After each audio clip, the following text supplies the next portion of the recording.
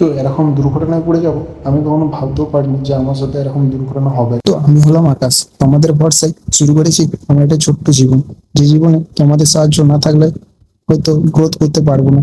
আর আমি এই দুদিন ভিডিও দিতে পারিনি, কারণটা হচ্ছে আমার সাথে একটা দুর্ঘটনা ঘটে গিয়েছিল, সেই জন্য আমি এই দুদিন কোনো ভিডিও দিতে পারিনি। চলো, আজকে আমরা হাসপাতাল থেকে ছুটি পেয়েছি, আর ছুটি পাওয়ার পর কাল থেকে তোমরা ভিডিও পেয়ে যাবে।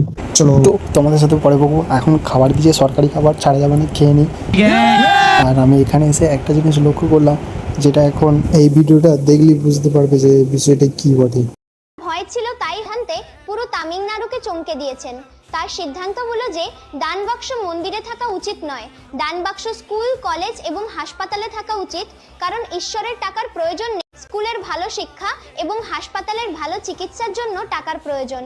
আমার বিশ্বাস এই পরিবর্তন শুধু তামিলনাড়ুতেই কেন, ভারতের সব রাজ্যেই হওয়া উচিত। আপনার মতামত কি? কমেন্টে বলেছে।